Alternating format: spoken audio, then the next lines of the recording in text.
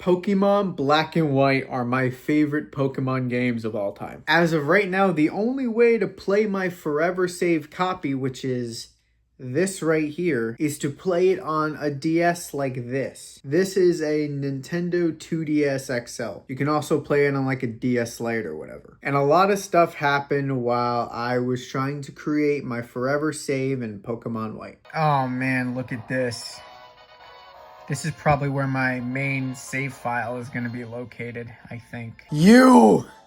I'm picking Snivy.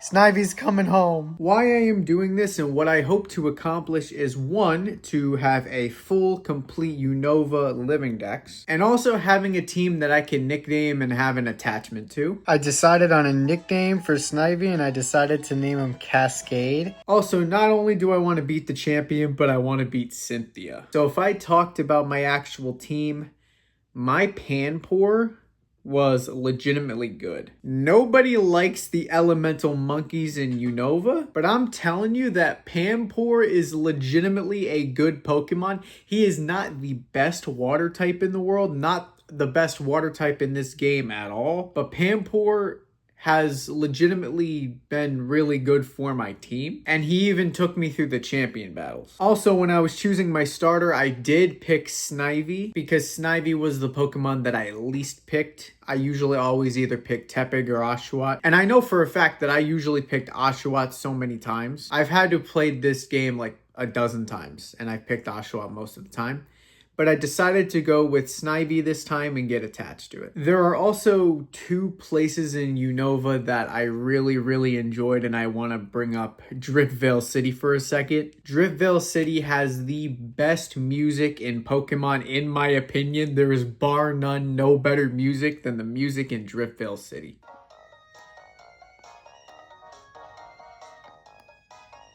You guys hear this? I also really like Undella Town, which just so happens to be where Cynthia was. The theme music in Undella Town was pretty good as well, but I'm telling you, nothing beats Driftvale City at all. I did need to do a lot of trades also to get a living dex. As of recording this video, I have not actually completed the living dex yet, but I am pretty close.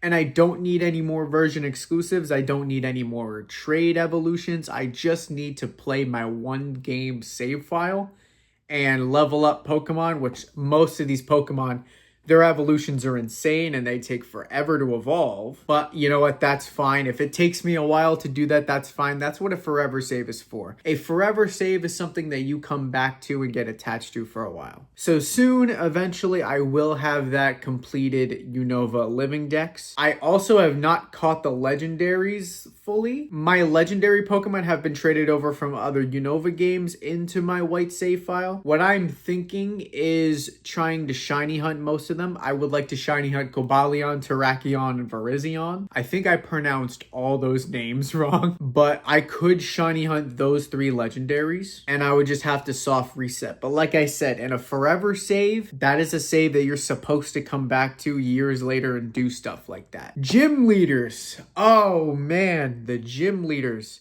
They all played such a huge role in the main story of this game, which I will get into. But I would like to talk about the only gym leader I actually struggled with. I had a hard time with Elisa. Gym leader number 4, she was legitimately so hard. And I had a Drillbur on my team, but the problem is that Drillbur did not have a Rock Slide yet, which would have handled the Emolgas really quickly. I had to deal with the Emolga. Emolga is by far the most annoying Pokemon in this game. The amount of times that Emolga uses Volt Switch is really annoying. Every time I go into that rustling, shaking grass and I see an Emolga instead of an Audino, I get really annoyed. I just really don't like Emolga. Maybe one day I'll use an Emolga on my team and it'll change my mind. But for right now, I hate Emolga. Eventually, my Drillbur did get Rock Slide, and I believe it was by a level up while I was actually in the gym battle. But yes, I did end up beating that 4th gym, and it was very tedious, it was very difficult, and it was all Emolga's fault. So speaking of Audino grinding, not that bad. I actually did not hate Audino grinding that much. I did it a lot, Matter of fact, at the end of the game, I got my entire team to level 50s just by doing Onino training. Other grinding methods in other Pokemon games before this, there's a lot of methods, but it's a lot more difficult. I feel like Gen 5's grinding was a lot easier in my opinion. The fact that you were given such high level Audino's sometimes and you're just able to do it. My favorite area to grind Onino was in like the second gyms area. At that point in the game was pretty good. Also the area that had the ice type gym. I'm about to one-hit KO Bryson's Beartic with Hammer Arm.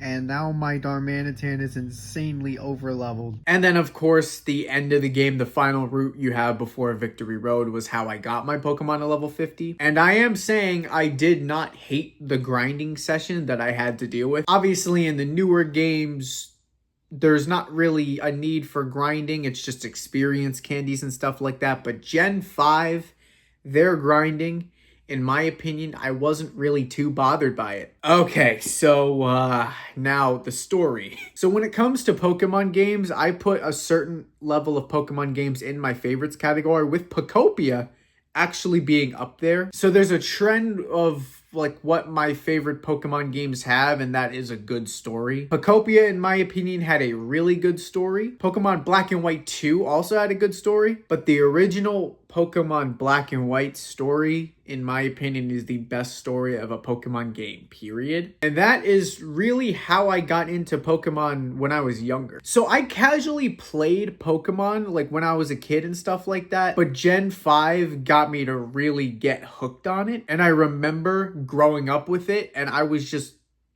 mind blown. The only like one time I actually had to fly anywhere and we actually like backtracked to go anywhere is right here. Since playing through the game again, I was actually slowly reading the text and stuff like that, and there's some things I didn't catch before. Like I didn't realize how Bianca was just not thinking that she was good enough, and I didn't realize this before, but that was something. Getsis just felt really satisfying to defeat. And by the way, I actually had a harder time with N than I did with Getsis in that final battle. Also, you battle your rivals so many times. Yes, they have a great story, but it feels like every single route that you go in, you're battling either Chiren or Bianca or both. This is one of, if not the last rival battle with Bianca. I'm going to say that was a little bit annoying having to battle them so many times. I will say that I don't even think that changes in Black 2 and White 2. Chiren and Bianca just want to battle you all the time. But eventually I did beat the game, and I got to Cynthia, and we defeated Cynthia. That was a great way to end it for me, and I think the fact that this right here isn't over is really good. I'm not done with this yet. I still have the rest of the Unova decks to complete, and I still have those legendaries that I want to shiny hunt. I would like to thank these games for getting me into Pokemon and just making my childhood amazing. Getsis was low-key easier than N, to be honest. Like, I'm not even gonna lie. But I do say I want to test myself with something that's going to be a little harder. On Twitch, I am going to be starting my first ever Nuzlocke on Pokemon Leaf Green. That will be live on twitch.tv/NickInspo. If a Pokemon faints, it is gone. I have no idea if I'm going to be ready for this, so I will need your help. I hope to see you there.